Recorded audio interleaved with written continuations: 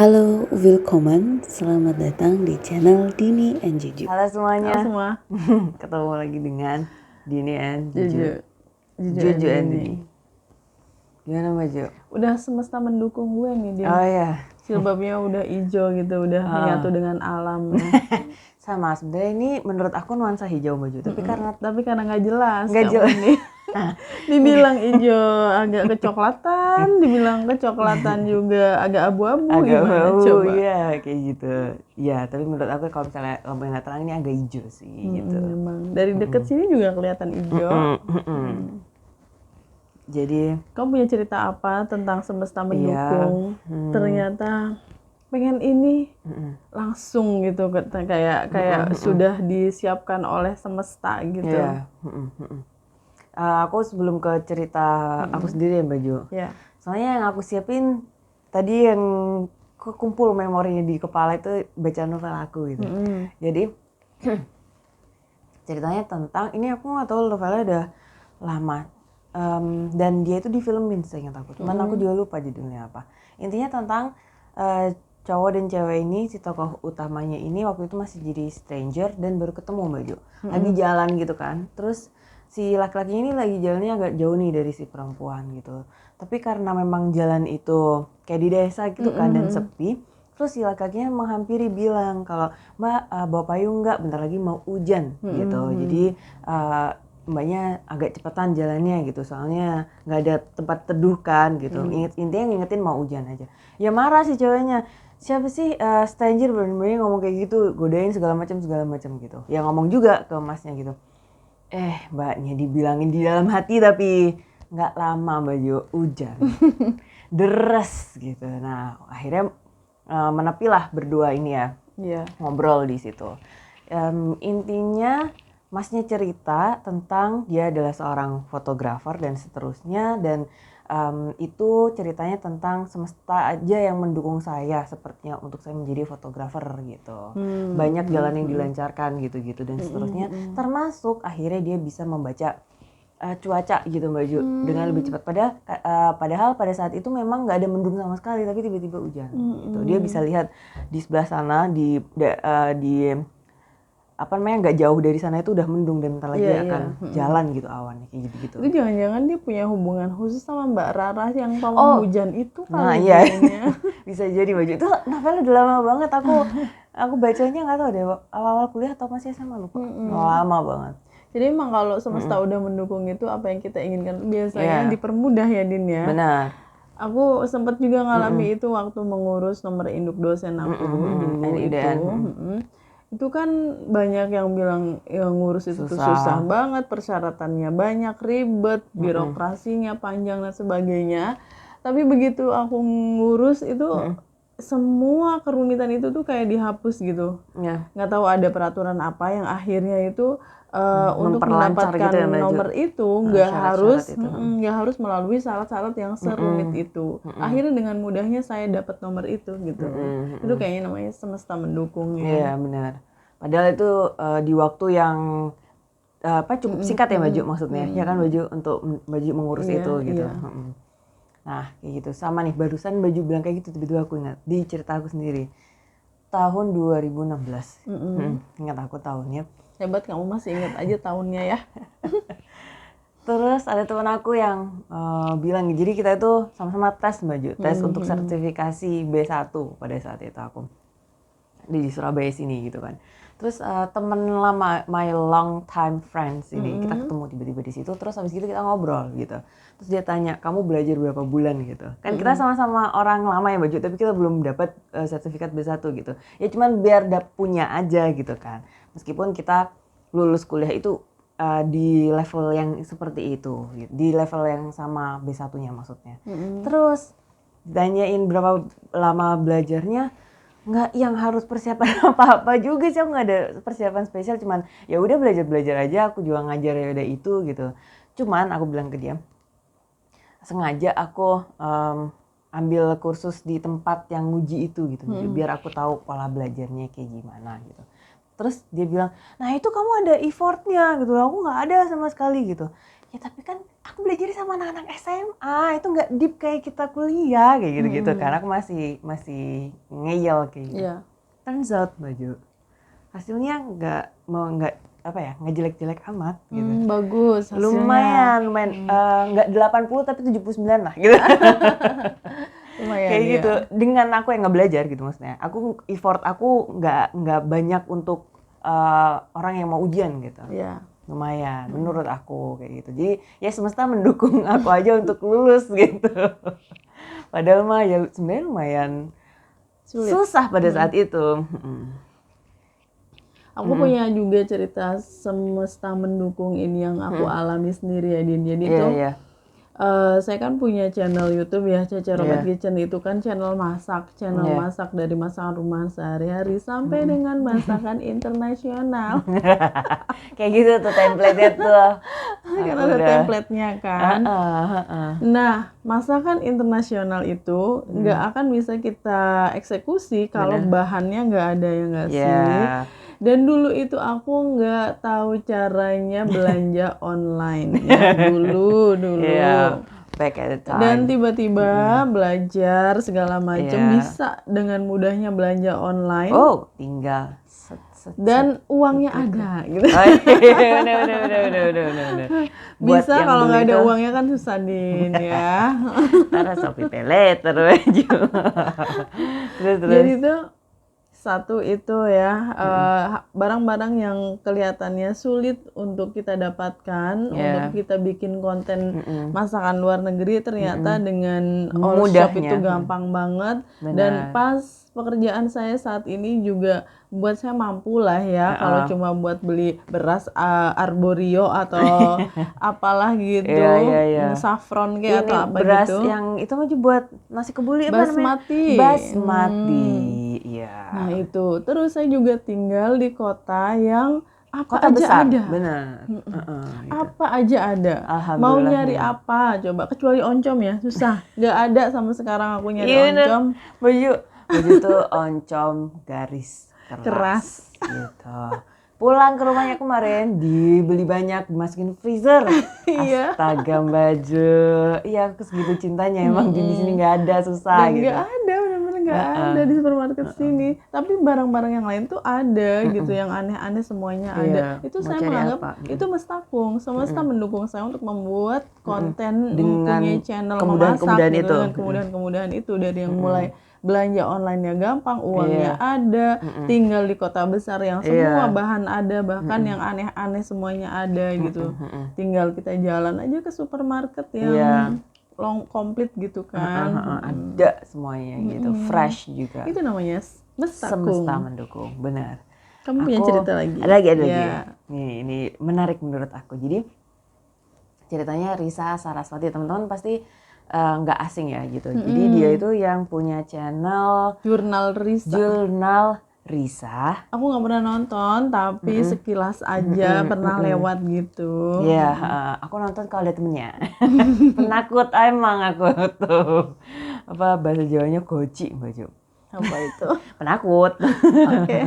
Terus abis gitu cerita dia itu yang hubungannya sama mestakung ketika kan dia temenan sama teman-teman hantunya itu lah baju yang kecil itu, ketika dia kecil gitu.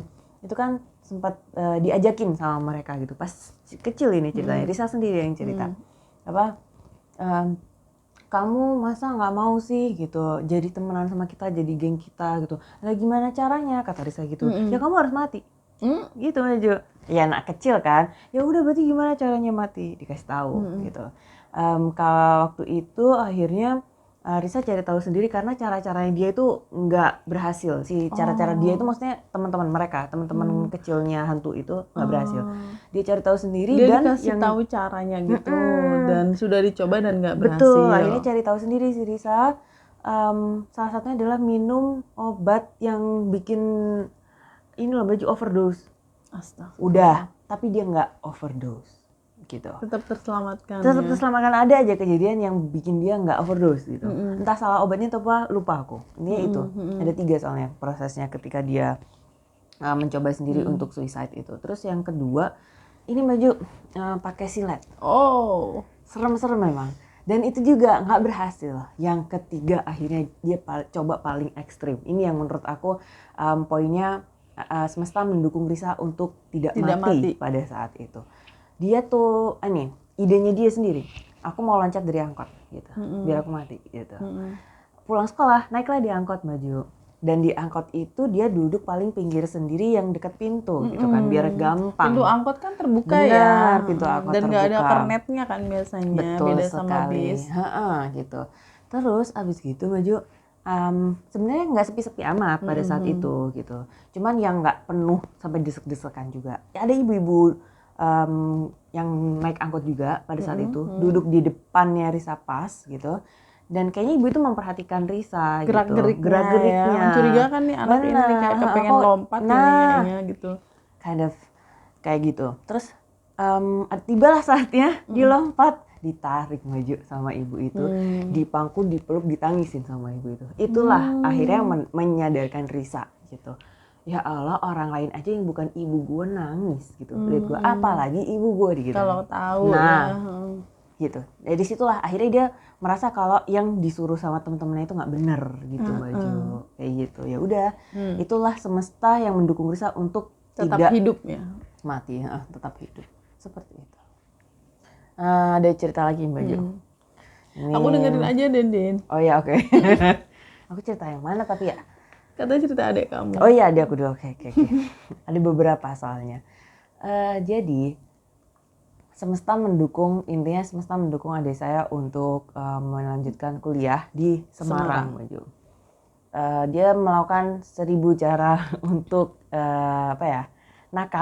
nakal versi dia gitu, nggak nurut sama bapak untuk sekolah di Semarang gitu, karena teman-temannya itu nggak ada, teman geng maksudnya, nggak ada yang sekolah jauh di Semarang. Betul, dia ikut diem-diem ikut bimbingan di mana, Jember, di Malang, daftar di Jember juga, di Malang juga, hasilnya nihil. Nggak ada yang diterima gitu. Terus akhirnya diterimanya di Semarang dan dengan berat hati berangkat bawa tas gitu ke Semarang gitu.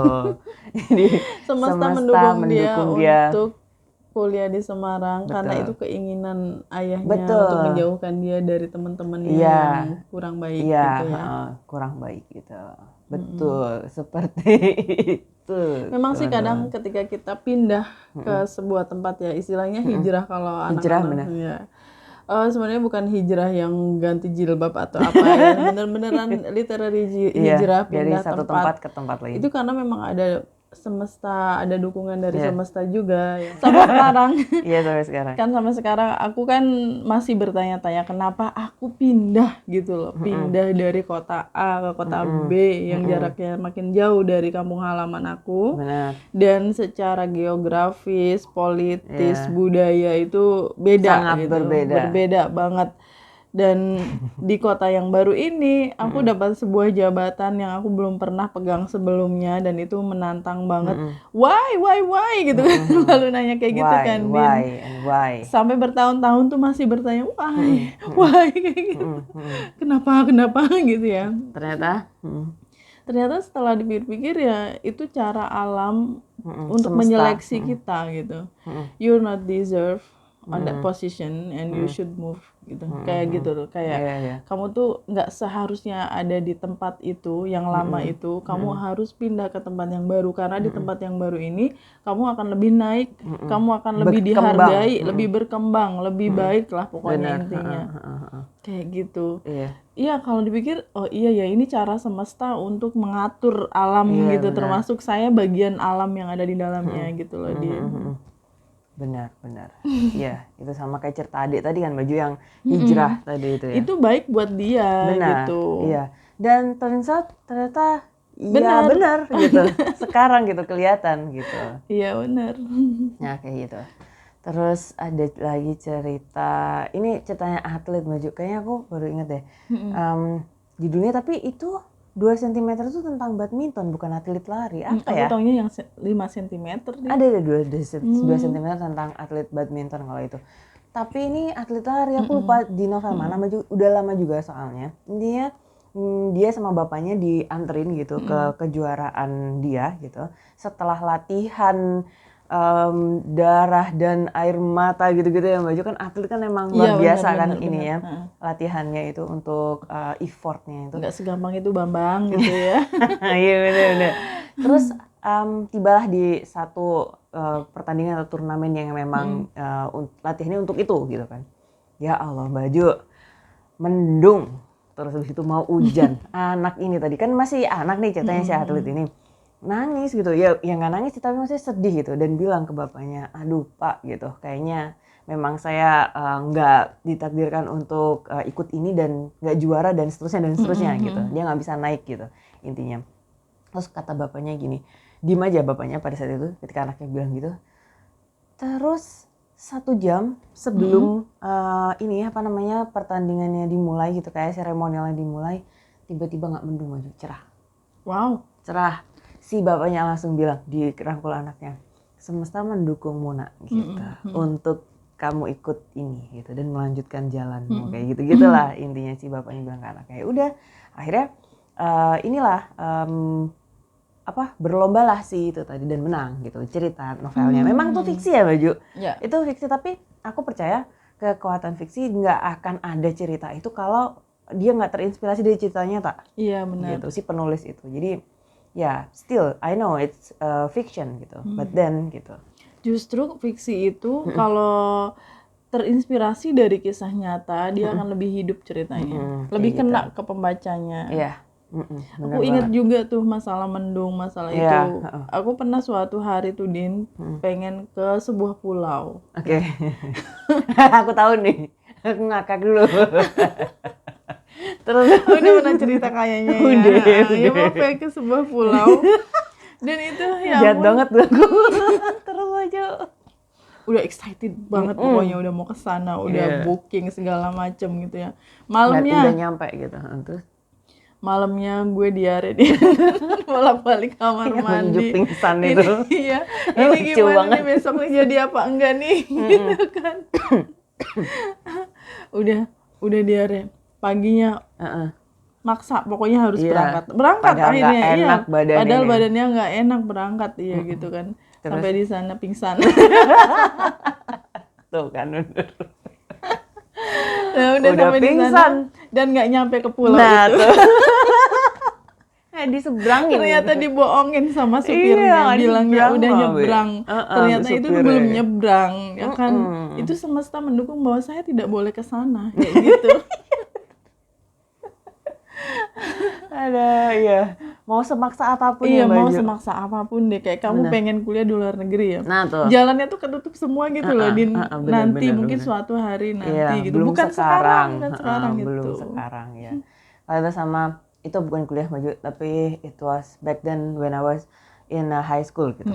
Lulus SMP itu. Aku dengan semangat ya, karena waktu aku lulus SD mau ke SMP, itu aku dikatain sama orang bilang gini, nilai kamu untuk masuk SMP 1, SMP yang paling favorit, segitu mah nggak nyampe gitu. Digituin Baju. Oh my god gitu. Kayaknya itu deh poin yang membuat aku pada saat SMP itu aku harus nambah poin. Emang aku nggak pinter-pinter banget. Aku tahu kayaknya SMA mana. Nah kayak gitu. Nggak pinter-pinter banget ya udah gitu. Akhirnya aku ikutan lomba-lomba yang itu nanti bisa Maju nambah poin aku. Kalau misalnya 6 aku atau nilai ujian akhir. Pada saat itu masih pakai nilai ujian akhir kan buat daftar gitu.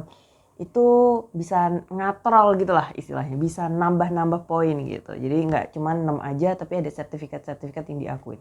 Oke, sudah ada sertifikatnya beberapa. Aku daftarlah ke SMA yang paling favorit gitu di kota aku pada saat itu dan sudah daftar gitu. Cuman masih ada beberapa hari sampai pengumuman ditutup itu loh Maju gitu kan, berarti masih running gitu penerimaan siswanya. Ada satu momen yang bikin aku turn back gitu, balik kucing bahasa Jawanya apa? Apa itu balik kucing? Apa ya? Mandi kucing. Balik kucing itu apa ya bahasa Indonesianya? Ya puter balik. Nah, puter balik. balik kanan bubar jalan. Nah kayak gitu, tapi nggak bubar sih. Nggak bubar ya, balik kanan aja. Nah, balik kanan aja gitu. Nah aku balik kanan dan aku memutuskan sendiri, sadar Baju, dengan sadar aku memutuskan aku di SMA yang bapak ngajar gitu. Dan itu nomor 2 dari topnya. pilihan kamu. Nggak, maksudnya dari semua SMA favorit di kota aku itu nomor 2 sama bapak nih gitu. Aku kan maunya nomor 1 gitu. Karena aku pada saat dari SD mau ke SMP dibilang kayak gitu kan. Berarti kan aku nggak bisa dimasuk di sekolah nomor 1 gitu. Kayak gitu. Ya semesta tidak mendukung aja untuk aku sekolah di nomor 1, intinya kayak gitu dari SMP pun Itu SMA. nantinya ini Din, kalau kamu sekolah di nomor 1 itu kamu nanti jadi sombong. Nah, gitu. Jadi Merasa paling hebat sedunia merasa paling hebat dan dan paling paling pintar. dahsyat.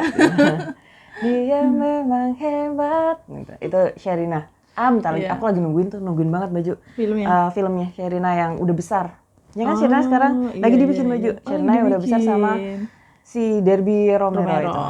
Ya, itu Sip, teman-teman. nanti nonton. Sebenarnya ketika semesta nggak mendukung kita, misalnya kita punya keinginan apa, Iya. terus ternyata nggak terlaksana kayak Benar, gitu, padahal sudah melakukan 1000 cara ya Baju Iya. untuk kesana.